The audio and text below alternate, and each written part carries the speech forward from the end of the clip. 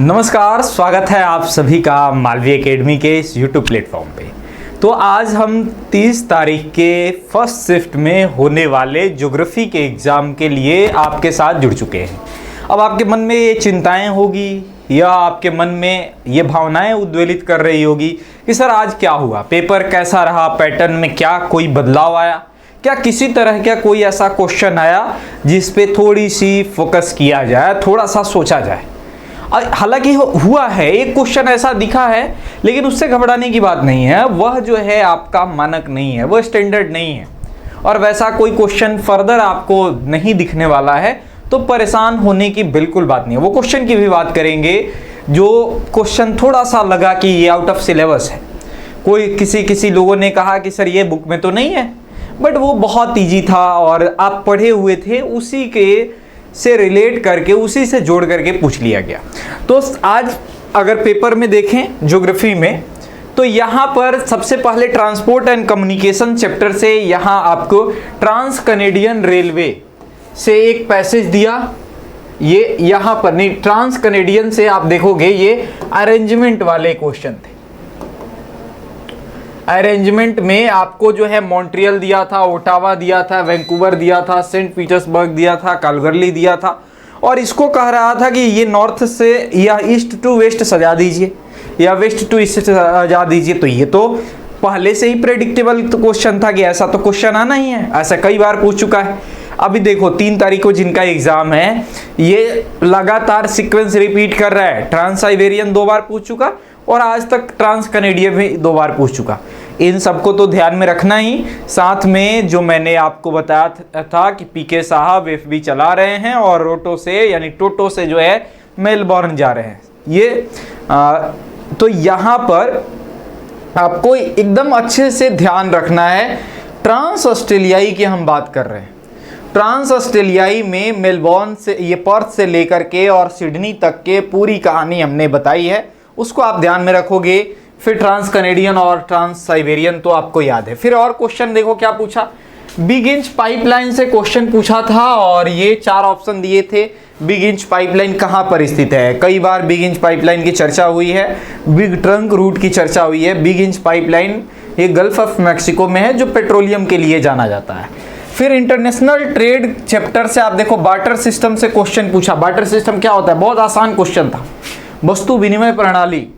फिर उसके बाद 2 पैसेज आपके आज के भी एग्जाम में थे, उसमें एक पैसेज यहीं इसी चैप्टर से WTO से, वर्ल्ड ट्रेड ऑर्गेनाइजेशन और GATT, general agreement on tariff and trade, tariff on trade को ही आगे 1948 में ये गेट रहता है और 1995 में इसका नाम बदल करके WTO कर दिया जाता है। फिर उसके बाद आप देखोगे यहाँ पर पॉपुलेशन से क्वेश्चन पूछा गया था, जिसमें अलग अलग फेज दिए गए थे और उस फेज के विशेषताओं से आपको मैच कराना था। स्टेगनेंट फेज, स्टीडी फेज या फिर पॉपुलेशन एक्सप्लोजन फेज, पॉपुलेशन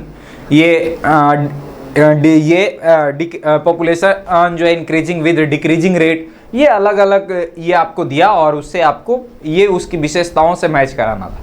फिर क्वेश्चन आपके ह्यूमन सेटलमेंट में आपको क्लस्टर्ड सेटलमेंट से पूछा था। साथ ही साथ पूछा था कि ये पिलानी जो है शहर किस तरह के, पिलानी शहर किस तरह के शहर का उदाहरण है? ये शैक्षणिक है या फिर औद्योगिक है या फिर यह जो है खनन शहर है? तो ये आपको बताना था। बहुत इजी क्वेश्चन था, ये सब कराए हुए क्वेश्चन थे। लैंड रिसोर्सेज और एग्रीकल्चर से ये क्वेश्चन आपको देखने को मिला, जहाँ कॉमन प्रॉपर्टी रिसोर्स से आया। और एक क्वेश्चन जो है यहाँ पर न्यूमेरिकल। अच्छा, ये सारा देखो, ये जो क्वेश्चन मेरे पास आया है, ये सब जो है हमको आपके ही बीच की ये स्टूडेंट ने लिख करके भेजा है, ठीक। तो इसका जो है हमको ये लिख करके और भेजी है, इसका का ये सारा क्वेश्चन जो उनको याद था उन्होंने ये बताया है। तो यहाँ क्रॉपिंग इंटेंसिटी से आपको हमने बताया था, ग्रॉस जो है ये के साथ इसमें निकालना था, दिया हुआ था ये कुछ न्यूमेरिकल वैल्यूज कि या जो है ग्रॉस इतना है और फिर एक्चुअल खेत की जो है प्रोडक्शन इतना है, आपको निकालना है। तो आप बहुत इजी से इससे निकाल सकते थे। फिर वाटर रिसोर्सेज से आपके क्वेश्चन आए थे। नीरू मीरू कहाँ की परियोजना है? कितनी बार ये क्वेश्चन क्लासरूम में आप किए होंगे। आंध्र प्रदेश के अंदर ये नीरू मीरू, इसका अर्थ होता है जल और आप। इसी तरह राजस्थान में यह अरवारी पानी संसद देखने को मिलेगा। तमिलनाडु में अनिवार्य जो है घरों के अंदर वर्षा जल संचयन का स्ट्रक्चर देखने को मिलेगा। केंद्र सरकार की हरियाली मिशन देखने को मिलेगी। मिनरल से यहाँ से कुछ प्लेस दिया था और उसको आपको मैच करना था। कॉपर कहाँ मिलता है, माइका कहाँ मिलता है, यह हजारीबाग प्लेटू दिया होगा या कोई इस तरह के। इसी तरह से आपको दिया था गोल्ड और आयरन ओर, और इससे आपको प्लेसेस दिए थे, उसको आपको जोड़ना था। एक पैसेज यहीं से एक और आया था जो मैंने आपको बताया, क्रूड पेट्रोलियम से ये पैसेज आया था। और क्रूड पेट्रोलियम के पैसेज में ये बरौनी से लेकर नहरकटिया तक की जो विशेषताएं हैं, जो पाइपलाइन गई है, एशिया की पहली क्रॉस कंट्री पाइपलाइन, उससे संबंधित आपके क्वेश्चन पूछे गए थे। ट्रांसपोर्ट एंड कम्युनिकेशन के चैप्टर में आप देखोगे तो यहाँ पर आपको नेशनल वाटरवेज के बारे में पूछा गया। मैं बार बार आपको कहा था कि नेशनल वाटरवेज को आप बहुत अच्छे से पढ़ लोगे, और मैच द फॉलोइंग का यहाँ से क्वेश्चन आपके लिए बना था। फिर अगर आगे बात करें तो यहाँ इंटरनेशनल ये ट्रेड में, उसके आगे देखो, ये एक क्वेश्चन पोर्ट से पूछा था कि ये कौन सा पोर्ट जो है ये हम भूटान और नेपाल को हम एक्सेस देते हैं। तो मैंने बताया था भूटान और नेपाल के साथ ट्रीटी ऑफ फ्रेंडशिप की कहानी पूरी बताई थी हमने, कई बार क्लासरूम में चर्चा हुआ था कैसे कोलकाता पोर्ट हमारी ट्रीटी ऑफ फ्रेंडशिप के तहत है, और जब अगर हमारी जहाज और उनकी कार्गो दोनों खड़ी हो तो उनको पहले हम देते हैं क्योंकि वो लैंडलॉक कंट्री। ठीक है, फिर उसके बाद geographical perspective of selected issues से कुछ आपके पॉल्यूशन प्रॉब्लम से क्वेश्चन पूछे थे, जिसमें वाटर पॉल्यूशन, एयर पॉल्यूशन ऐसे ऑप्शन दिया गया था। वो क्वेश्चन जो है यहाँ पर आपसे पूछा गया। फिर उसके बाद आप देखोगे ह्यूमन ज्योग्राफी जो नेचर एंड स्कोप है, वहां से क्वेश्चन पूछा गया था। आपको अलग अलग जो है ये अप्रोचेज पूछने का तरीका देखो, हालांकि ये तरीका बहुत पुराना है, पहले भी क्वेश्चन आपने किया है। अब ये क्रोनोलॉजिकल ऑर्डर में सजाने को ना दे करके इन्होंने एक तरफ अप्रोचेज दिया और दूसरी तरफ जो है उनकी विशेषताएं दे दी। अप्रोचेज और विशेषताएं दे दी, इस कौन से अप्रोचेज की कौन सी विशेषताएं हैं ये आपको बतानी है। तो यहाँ पर आप जो है क्या करोगे, ये आप कर लेते। फिर उसके बाद अलग अलग जो है आपके स्टेजेस यानी डेवलपमेंट की अप्रोचेज के बारे में बात किया। सब फील्ड ऑफ ज्योग्राफी से भी मैं बार बार आपको कह रहा था कि यहाँ से क्वेश्चन पूछेगा, बार बार मैं कह रहा था ये हिडन टॉपिक है, यहाँ से अभी तक नहीं पूछा था, फर्स्ट टाइम यहाँ से क्वेश्चन पूछा कि यह जो है कौन सा ये ज्योग्राफी का ये पार्ट है। फिर वर्ल्ड पॉपुलेशन डिस्ट्रीब्यूशन की अगर हम बात करें तो मैंने आपको बताया था कि जहाँ जहाँ पर पॉपुलेशन स्पार्स रहती है या डेंस रहती है तो उसके कारण हैं।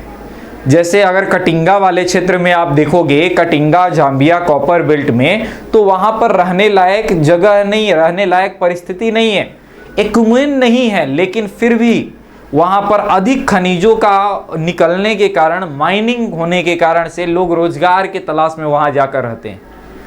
तो यह जो है ये आपसे क्वेश्चन ये पूछा था। फिर कंपोनेंट ऑफ ये पॉपुलेशन से पूछा था, बर्थ रेट, डेथ रेट वगैरह से क्वेश्चन। प्राइमरी एक्टिविटी से आपके क्वेश्चन पूछा था, एक तरफ जो है नाम दिया था और दूसरे तरफ जो है उसके एग्रीकल्चर दिए थे और आपको मैच कराना था। एक और क्वेश्चन था, यह जो है ये ध्यान रखना, क्वाटर्नरी एक्टिविटी, क्वाटर्नरी एक्टिविटी से भी आपसे क्वेश्चन पूछा था, निम्न में से कौन क्वाटर्नरी एक्टिविटीज का एग्जाम्पल है, तो ये भी आप ध्यान रखोगे। फिर उसके बाद सेकेंडरी एक्टिविटी से यहाँ पर करेक्ट चूज करना था कि एक व्यक्ति मिट्टी का बर्तन बनाता है अपने फैमिली के हेल्प से, देखो पहले ही क्लियर कर दिया, फैमिली के हेल्प से, और नज़दीकी मार्केट में बेचता है, तो क्या कहलाएगा, कॉटेज इंडस्ट्री। यही स्मॉल स्केल इंडस्ट्री और कॉटेज में हमने अंतर बताया था। तो यहाँ से भी आपके जो है ये क्वेश्चन आपको देखने को मिले।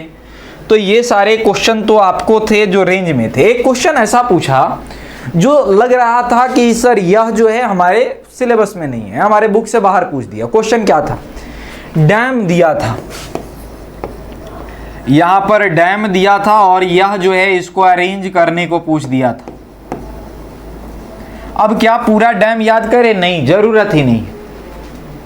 यह जो है इसमें हीराकुंड या फिर नागार्जुन या फिर जो है इस तरह के भाखड़ा नंगल ये दिया था, जो बहुत केवल आपको पता हो कि वो किस नदी पे हैं तो बहुत आसानी से आप उसको सजा लेते। तो यह जो है क्वेश्चन को लेकर के थोड़ा खासा बवाल मचा हुआ है, बट जिनके एग्जाम 3 तारीख को, आगामी 3 तारीख को हैं, परेशान होने की जरूरत नहीं है। ऐसे सवाल वो एग्जामिनर के सेट करते समय वो जिस सोर्स से उठाया है क्वेश्चन वहां पर ये है और उसने उसको शामिल कर दिया है। ऐसे क्वेश्चन बार बार नहीं आते हैं और आपके अभी तक के एग्जाम में कोई क्वेश्चन ऐसा देखने को नहीं मिला है जो आपके एनसीईआरटी में मेंशन नहीं हो, जो आपके नोट्स में मेंशन नहीं हो और वो क्वेश्चन पूछा जाए। तो आगे जिनके भी एग्जाम हो इस पेपर को ध्यान में रख करके क्या पूछा जा रहा है अपने रिवीजन को करो। क्लासरूम के जो बच्चे हैं easily 50 out of 50, 50 out of 48 out of 50 करके आ रहे हैं, बहुत आसानी से करके आ रहे हैं। जिन बच्चों का एग्जाम जो आपके कल के यूट्यूब क्लास में परेशान थे, उनको डर लग रहा था, उनके भी पेपर जो है बहुत अच्छे गए। तो बस यहाँ आपके कॉन्फिडेंस की यह जो है परीक्षा है। नॉलेज तो आपके पास बहुत है, तो आप अपने कॉन्फिडेंस को बूस्ट रखिए और अच्छे से करिएगा, तो पूरी तरह से आपका पेपर बहुत अच्छा जाएगा। तो चलो आज के लिए बस इतना ही, फिर हमारी मुलाकात होगी नेक्स्ट सेशन में। और वो आप क्लासेस लगातार अटेंड करते रहो, बहुत सारे क्लास में आपको MCQ चलाए जा रहे हैं जो आपको बहुत बेनिफिट करेंगे एग्जाम में। तो चलो सबको ऑल द बेस्ट और फिर मिलेंगे अगले लेक्चर के साथ। Thank you, good night, bye bye.